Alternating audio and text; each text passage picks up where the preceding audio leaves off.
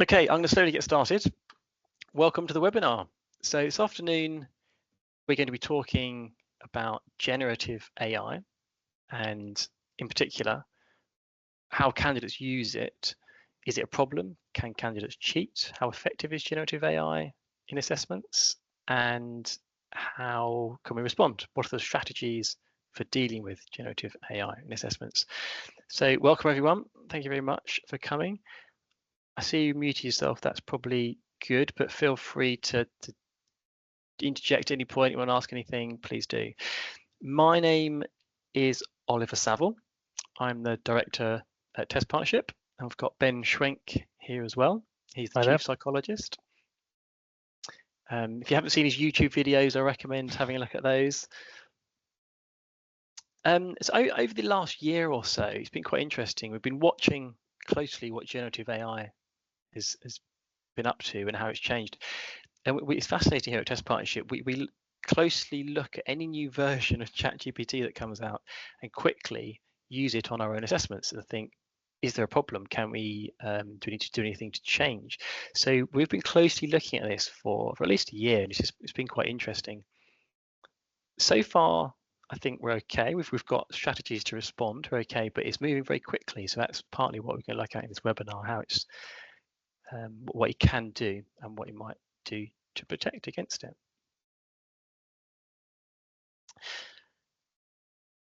The webinar is going to be broken into 3 parts. First of all, we're going to talk about what candidates are doing with generative AI, how they're using it, is it effective? Then we're going to look at what strategies we can implement to guard against cheating. And then we have questions. I'm probably going to talk for about 40 minutes on part 1 and 2, so we'll have plenty of time for questions at the end, but feel free to ask any questions at any point. And this session is being recorded, by the way, so if you'd like a copy of the recording at the end, I'll share that with everyone.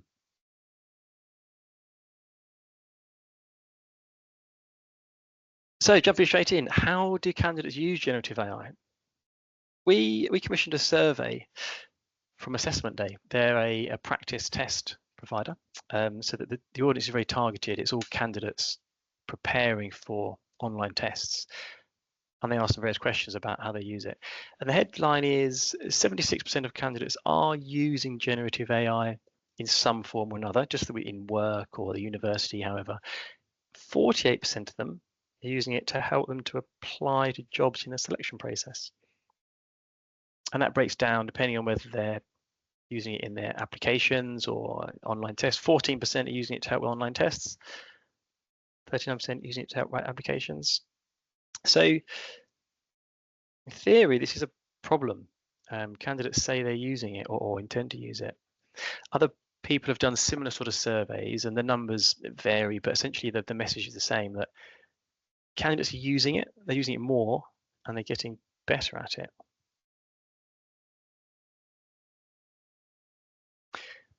What I think I'll do is, if we look at the various methods of candidate assessment, and we can then look at each one in turn and see how generative AI might perform in each of those. So on the left, we've got remote online assessments, which is really what we're focusing on here. We're not going to look at in-person assessments because you can't really cheat with generative AI in those. We were just looking at online tests for now. So number 1, CV and covering letter. How does generative AI help you with this? Well, I mean, this method of assessment is kind of on the way out, so I'm not going to spend too long on this one. But basically, there are lots of tools that will write a CV for you and write a covering letter for you. You upload your experiences, you upload the job description to which you're applying, and GenAI writes a keyword-filled CV for you and writes a covering letter for you, just like that magic. And this really is where generative AI excels at generating written content. This is really what it's designed to do, and is very good at it. So if you're using this as an assessment method, just be careful, because you're probably assessing Gen AI as opposed to assessing the candidate. So in conclusion, CVs, covering letters, they're very vulnerable to AI cheating. What's next? Application forms. Another common way to assess candidates. Give them lots of questions. Describe a situation when this happened. Tell us why you want to work for us, etc. How will ChatGPT help here? Well, guess what? Feed it the question, feed it the job description, and it will write responses for you. So example here, I've got a prompt up here. I put into ChatGPT, how would I respond? And it gives me an answer. Now, it's not a complete copy paste. I have to tweak the output before I can paste it in, but quite a lot of the thinking has been done for me. And conclusion, I'd say it's very easy for ChatGPT to answer this. So with all GenAI content, the trick is to personalize the output. If you're just going to copy and paste it straight in, when a hiring manager reads it, they're probably going to see that it's bland or overly formal. And they soon learn to recognize the sort of footprint of ChatGPT as a style of language, and it kind of becomes obvious. And interestingly, some employers, like notably shoesmiths, they've actually said we'd actively encourage candidates to use ChatGPT in their applications. But if you do, please personalize it. Don't just copy paste because you won't do well. And their argument is that you'll be using generative AI in the job in much the same way you might use Google or use a spell check. So why not allow it in the application process, which is refreshing. And anecdotally, quite a lot of our clients say they've had a large increase in the number of applications, but quite a lot of them look similar. So maybe there's lots of GenAI content filling in application forms. So what's next? Video interviews. How does GenAI help with video interviews? So there are two types of video interview: asynchronous, which is one way, and synchronous, which is two-way, like a live interview, really. In a one-way interview, the candidates give them some questions, and then they have to record their answer to those questions. And guess what? It's very easy to paste the question to ChatGPT, get a good first draft. You might have to tweak it a bit, but then you just read out the answer. And there are lots of tools to help you do this. And for a two-way synchronous interview, there's less time to prepare there because it's live in real time. But there are tools out there that do that. Generative AI tools which will automatically on the fly listen to what's being said, generate an answer for you, and you read out the answer. So conclusion, video interviews, they're vulnerable. Synchronous ones, less so. It's a bit tricky to use tools there, but essentially there are risks there of video interviews. What's next in our assessment takedown of GPT? Knowledge-based tests. So classic thing here is coding tests, or it could be knowing a software package test like Excel or Photoshop. But the problem here is anything where the answer can be looked up online, it's not really going to work now with ChatGPT 4.0 because you can just paste the question in and it will answer it very quickly. And as an example, let me see if I can, I'm just going to share this because it's quite interesting. Here's an example coding test. It's a very simple one. It's not a real live test, but it's just to illustrate. And you could very easily just say something like,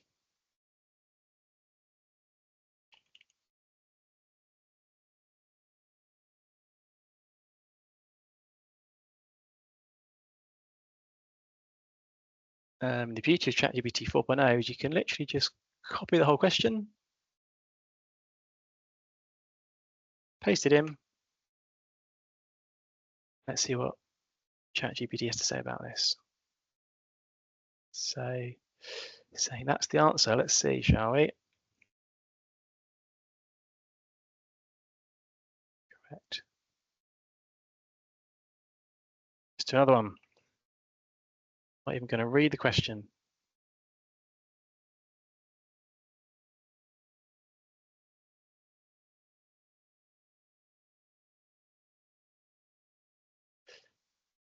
Paste the answer in there.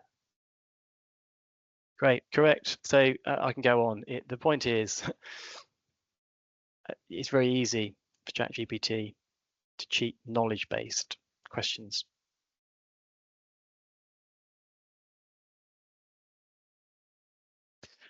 So let's just quickly pause there. Where have we got to?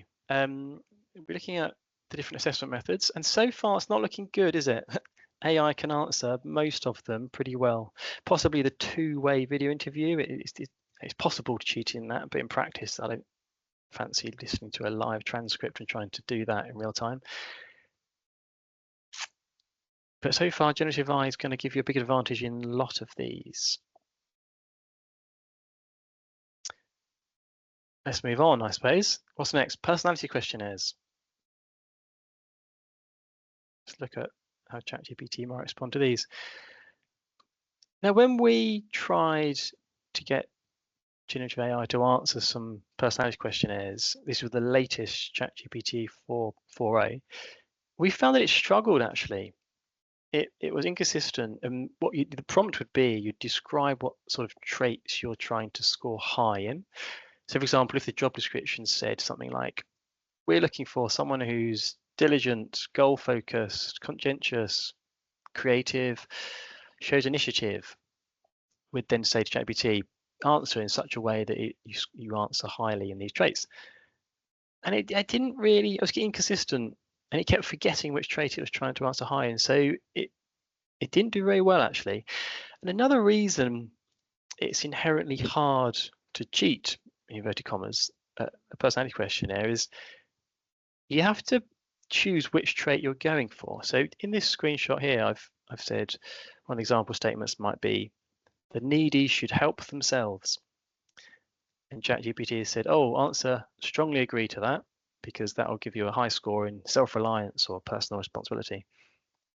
Fine, but it's not going to give you a high score in, say, empathy or compassion, is it? So personality questionnaires inherently, you can't really cheat them. It's much better just to answer as a human being. So have we finally found something? Personality questionnaires, I'd say from our analysis, actually, generative AI didn't do very well in personality questionnaires. And that's good, because as a selection tool, personality questionnaires they can be used at scale very well.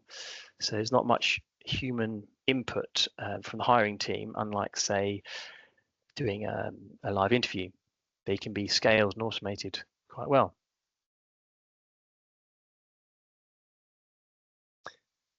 Right, what's next? Traditional verbal numerical logical tests. And this is a really interesting one.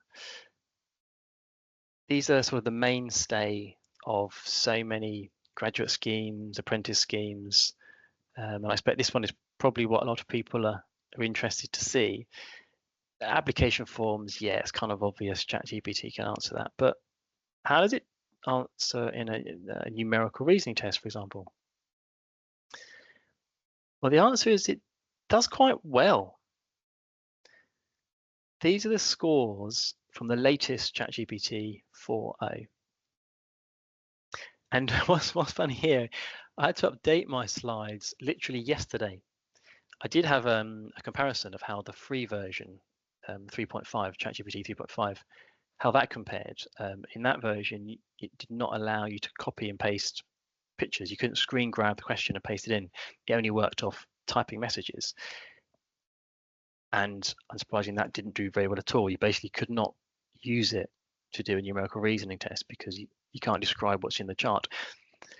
But as of yesterday, literally, OpenAI released a new version which replaced the free one, and their free one is now called GPT 4.0 Mini, and that can accept print screens. So the free version now accepts print screens. So I'm just going to focus not on what's been before because it's moving so quickly, on what the current state is. And the current state is verbal reasoning tests, the traditional format, are potentially vulnerable. The results are quite varied with this. So a simple sort of entry-level verbal reasoning test, it might score even higher than this. We've seen 80, 90th percentile in a really basic verbal reasoning test. This one here has a bit more logic to it. It's like a graduate level one. And at Test Partnership, our verbal reasoning tests have a bit more nuance to them. So instead of the classic true, false, cannot say, there's options of probably true, definitely true, probably false, definitely false. And that extra level of nuance just trips GPT up a little bit. I mean, it still does quite very well.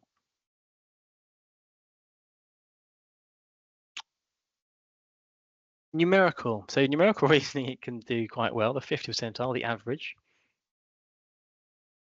Some of the logic in there is a bit more tricky for it, because you've got to use numbers from one chart to answer another one, but it can do quite well.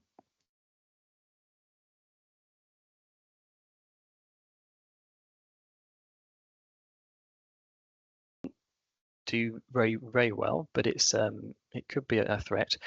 So most people, it depends what your pass mark is. Using the 70th percentile is probably quite common, but it's not unheard of to have a 50th percentile pass mark. So yeah, traditional numerical verbal tests, there might be a risk. Just have a think about that.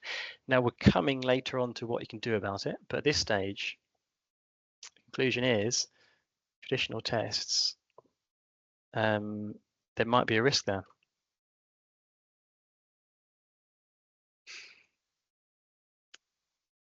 And slightly out as an aside, we looked at some scores for some live data.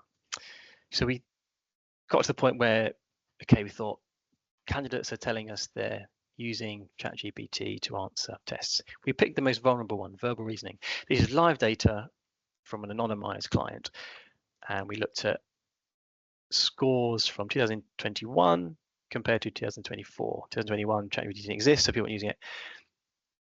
And so what this is telling us is the number of people scoring at each level, so high, medium, low. But the low end, I think that's people that sort of started the test and didn't finish it. And overall in 2024, there's fractionally more people taking the test. That's why it's slightly higher. But the shape, the distribution of how people are scoring hasn't really changed. I'd say it's very close. So that's interesting. If people are using it to cheat, you'd expect that shape to change. More people will score high. So I don't know. The jury's out there. Does that mean that candidates are telling us they're using it, but actually they're not when it comes to the real test? Or does it mean they are using it and it's not helping them much? So that's an interesting bit of research we did just on some live data.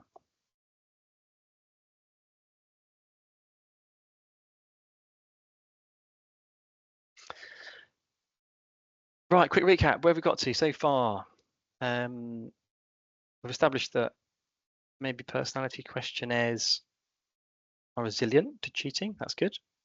But pretty much everything else, inductive reasoning tests are good. But yeah, pretty much everything else can be compromised with GPT. Ben, is there anything else you want to add at this stage? I think any comments or that'll pretty much sums it up. I mean, I have a lot of these conversations with organizations, and it varies a lot. It varies from organizations who are just terrified, now, they're desperately trying to find a way around this. And then we have some people who are more or less blissfully unaware that this stuff is happening. When I tell them, they're just shocked that candidates would do that. But it is reassuring seeing the actual data that we're not seeing like a massive jump in scores or like a bimodal distribution, anything like that. But it's not so much about are they, it's more about could they. And if some could, then the method itself is vulnerable. And so we're interested to see what, to move on to the next, discuss what we can do about it. There's no, well, we'll see if there's a magic bullet, but a lot of people are mitigating as opposed to solving. Yes, indeed. Yeah, there's definitely lots of confusion because moving so quickly. Yeah, there are things we can do. I'll come into in a minute. But interesting. So these, no surprise, I've saved the best to last. Right. So what's next? Dynamic verbal numerological tests. Is this going to be the savior? So just to show you what I mean by dynamic, it's basically gamified, what you call it what you want, gamified, dynamic, interactive. What is a dynamic test? So if I just share my screen, these are our game-based assessments, a test partnership. And I don't know, let's just pick one. Let's see what this looks like. This is a type of logical reasoning test. I'll skip through the instructions. You'll work it out. And the goal is to drag this shape. Shape changes every time, and we've got to drag it over the numbers to work out the highest number. So that's going to get us 4. That's going to get us 6. The answer is probably there. There we go. Correct. These example questions. So what's that? 5. That would give me 8. 4. So is that the best one? That's probably the best one. 8 is my best score. Hey, correct. And again, I'm going to drag it there. And that's the example questions. What else have we got? Pipe puzzles, quite fun. You probably recognize this sort of format of test. The time limits are quite short. You've got to be quick and punchy. And the goal is you move the blocks around to complete the pipe. Great, and it's just assessing some of your logical reasoning skills here in an interactive way. You get the idea. So that's some versions of some game-based assessments. And the key is things move around, it's dynamic, it's interactive.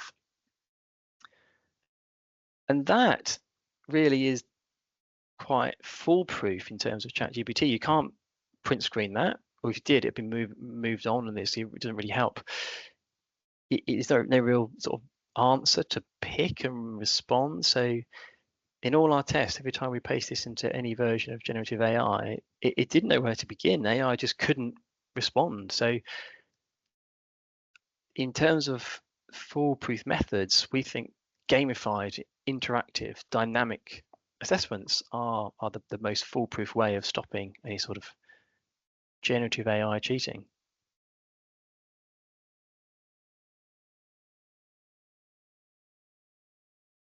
So that's where we've got to. We've looked at some different methods of assessing candidates.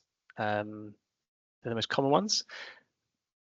And it seems like the answers, anything where AI can generate some content, that's really where it excels, are vulnerable.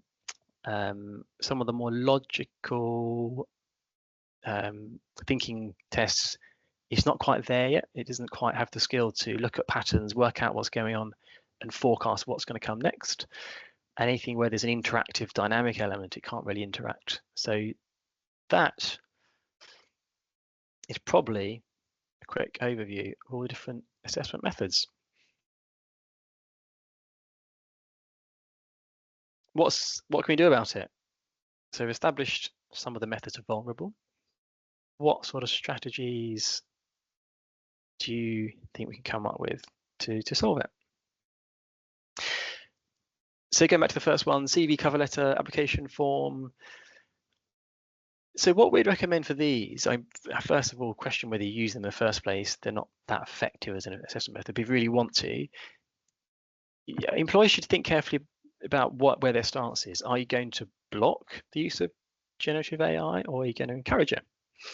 If you're going to allow it, encourage it, then just explain, be upfront, be clear. Say, if you copy paste responses from ChatGPT, you're not going to do well. We're looking for a personalized response here. And if your stance is no, we're going to ban it. It's even just saying in your instructions, we have detection methods in place to look for this. Sometimes that's enough just to put that seed of doubt in the candidate's mind, and they don't want to risk it. And like all things, just go back to first principles. What are you really trying to assess here? What's this measuring? By asking someone for a CV, what are you picking up there? Is it really, but the fact they got a 2-1 from university, what does that really mean? So why are you asking for it? If you want to assess how well someone uses ChatGPT, maybe this is a good method. But just go back to first principles and ask yourself that. You're going to get a lot of samey questions with these forms, lots of copy paste. And given that this is quite a manual process reviewing these, particularly if you're trying to spot where GPT was used, consider putting these methods of selection right at the end. If you must use them, put them at the end. Don't put them at the start, because you're going to spend weeks trying to manually look through them all. Put them at the end after something that's more resilient. Similar sort of thing, video interviews. Just have a think and then decide what your policy is and be clear on that. You can allow it or ban it. With the asynchronous interviews, you could reduce the preparation time. So if you give someone unlimited time or 10 minutes, there's plenty of time to copy the question, paste it in, work out your answer, refine it, and prepare your answer. If you reduce that time, it's slightly more difficult to use generative AI tool.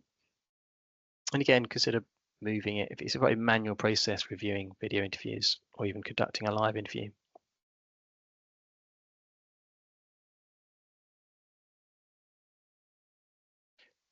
Traditional numerical verbal inductive aptitude tests.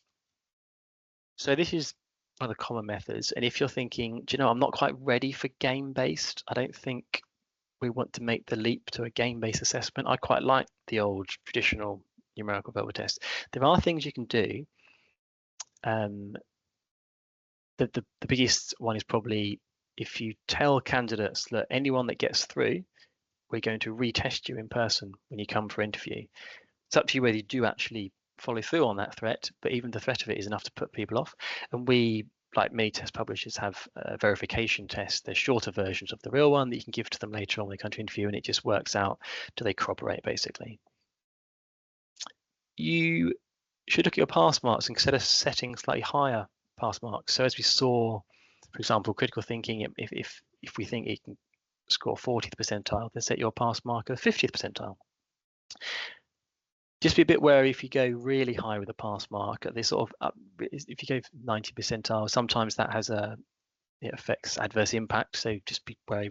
Talk to us if you want to tweak your pass marks. We can advise on that, but just something to be aware of. Something else we do, just developed, you can monitor keystrokes and mouse movement. So if you can detect the mouse is keep moving back and forth outside the screen, back again, our software will flag that and say, hang on, there might be something suspicious here. But now we're getting into sort of the accusations, and I don't know, it feels a bit unpalatable accusing candidates of cheating. If you're going to do that, you should have some hard evidence. Similar thing with proctoring. I don't know, what does that give the right message of trust to the candidates? I don't know, there's a question mark there. We can do it, but what sort of impression does that leave on the candidate? It's not really trusting of them. Keep coming back and checking your own assessment method. That's a big message. Whatever method you're using at the moment, I would recommend going through it yourself. Can you cheat it yourself? See what happens, because it's changing all the time. And ultimately, the answer to this traditional method of aptitude testing is probably going to be game-based. That's what's coming down the track ultimately. That's the foolproof way, using game-based assessments. If you're really serious about future-proofing, preventing the use of generative AI. And at the moment, inductive reasoning, in logical reasoning, that's fine. You carry on using that as it is for now.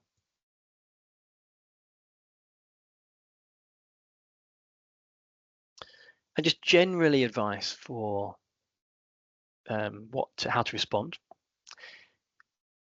Everyone should have a clear policy on what Gen AI is. If you leave it silent, candidates are some are going to use it, some aren't. It's not a level playing field.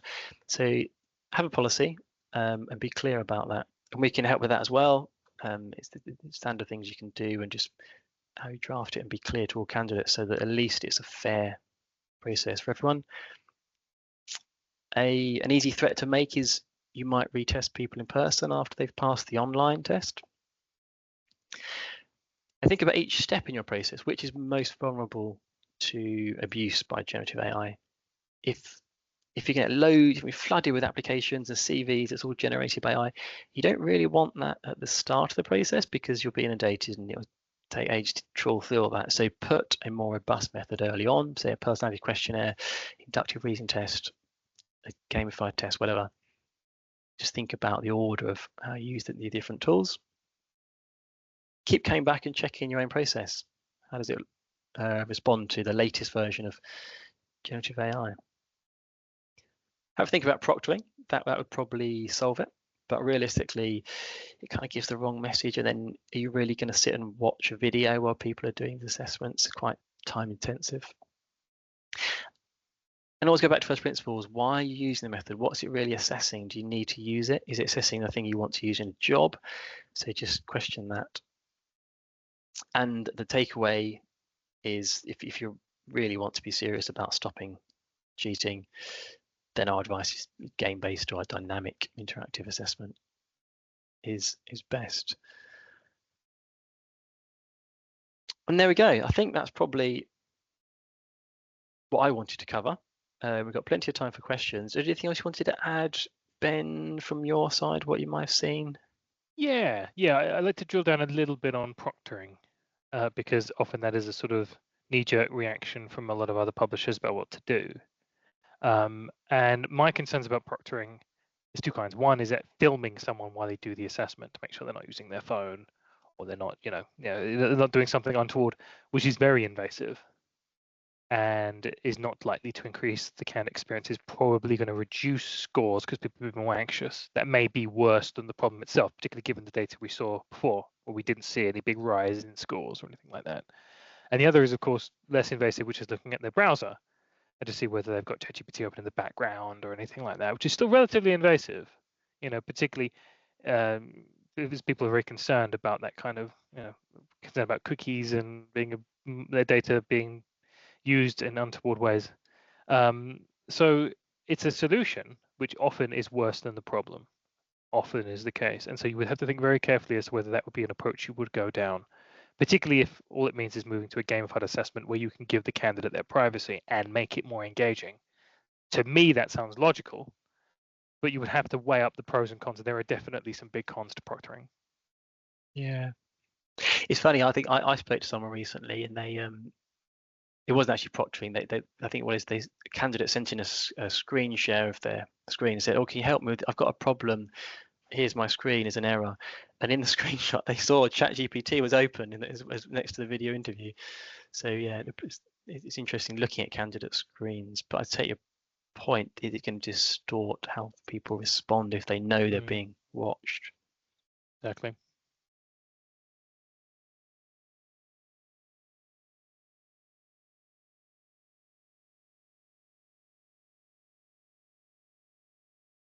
Okay. Any questions from anyone else on the webinar? You can type it in the chat. You can talk to us. Feel free. Any thoughts and questions from anyone else?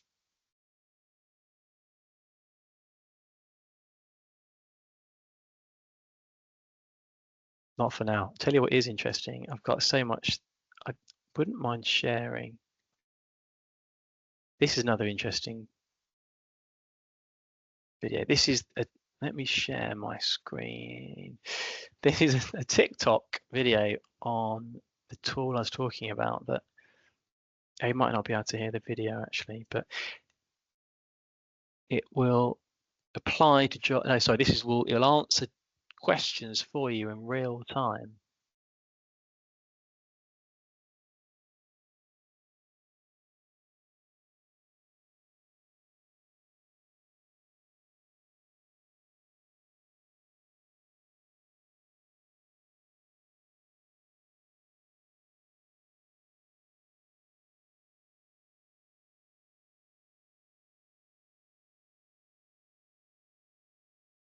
So there we go. That's one of the tools I found interesting, and there are lots out there.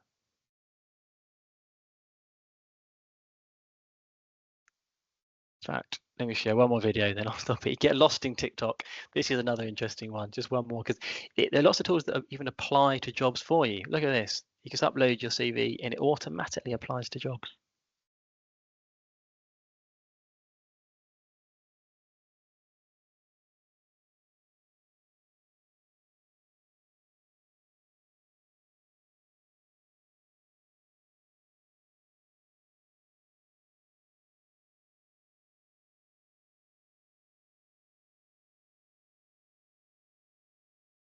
and there are ones that do thousands of applications.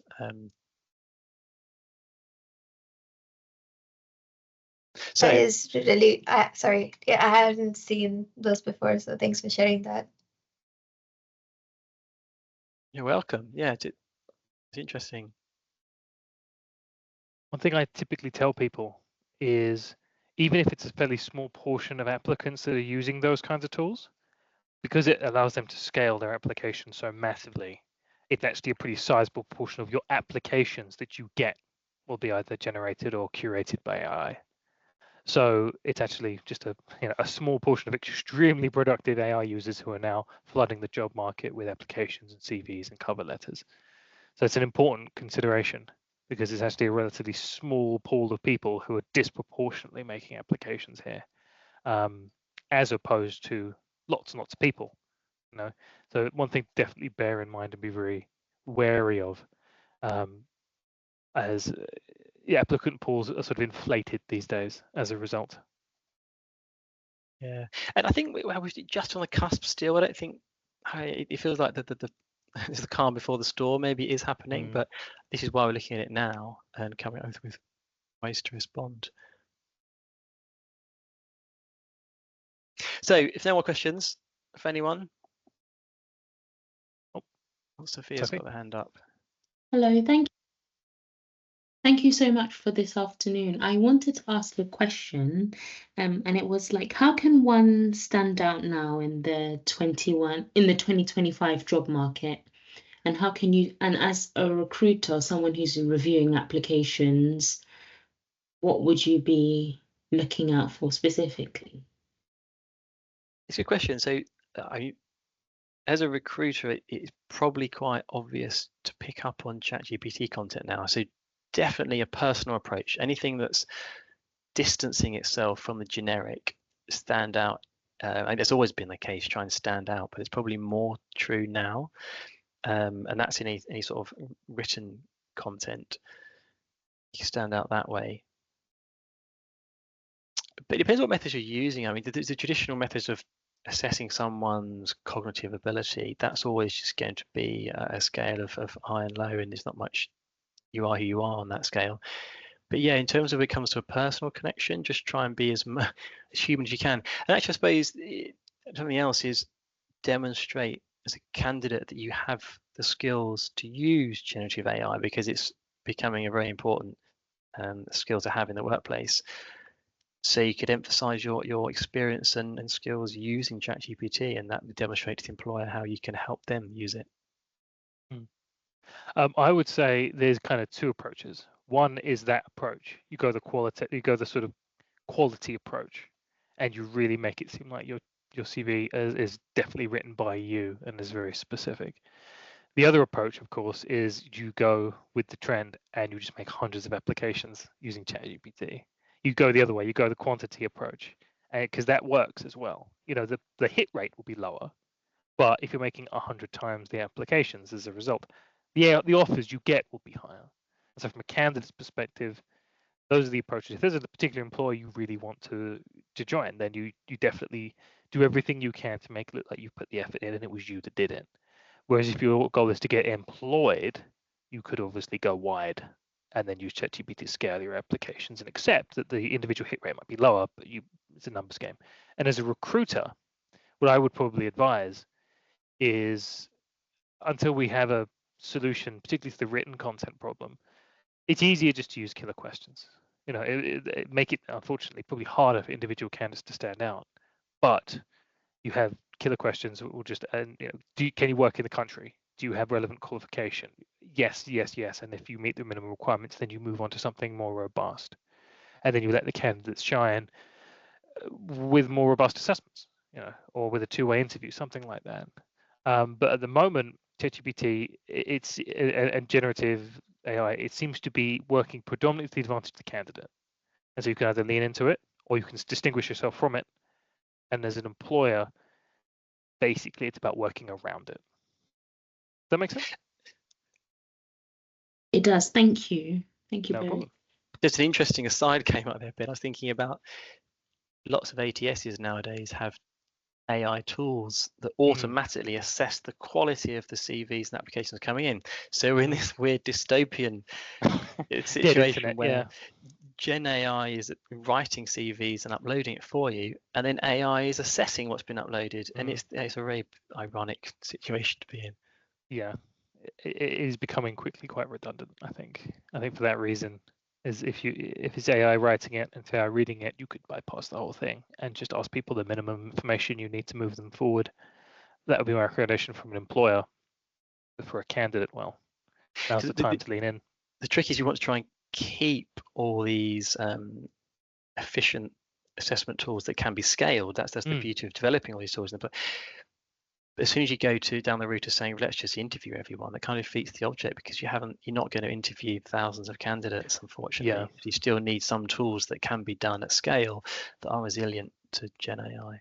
Well, that's exactly right. And a lot of the conversations I have, people who panic about traditional assessments in particular, their default is to just go back to just CV sifting and just picking CVs based on buzzwords in the personal statement or cover letters, which look nice. But they're literally throwing the baby out with the bathwater, because those are even more vulnerable to AI than the ability tests are. And so you have to weigh up everything in combination. You have to compare everything sort of more holistically. And that side of things, the written content side of things, is by far the most vulnerable. And so you're right, we definitely need those scalable selection tools. Otherwise, there's no way you'll be able to just get through the applications. You can't interview everyone. You need something scalable. But CV sifting isn't scalable, and it takes a fair amount of time to do. And you're realistically just reading written AI content anyway. But always one to think about. Thanks. Any other questions? Not for now. Feel free to follow up. You can drop us an email. I'm happy. I could talk about this all day. It's fascinating. Me too. So to sum up, what have we learned? Generative AI can answer very easily a lot of the questions that are being asked of candidates. So it's compromising the quality of the selection process. What can you do about it?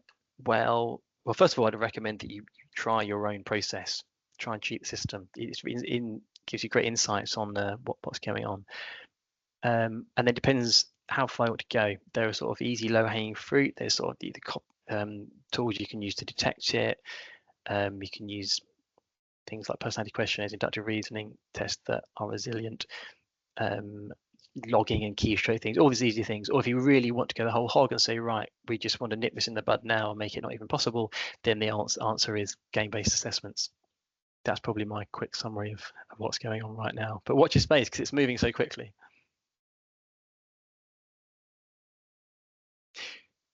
Cool. Thank you very much, everyone. Thank you. Thank you very much. Thank you very much, Thank everybody. you. Thanks so much. Thank you. Thank you. Thank you. Bye.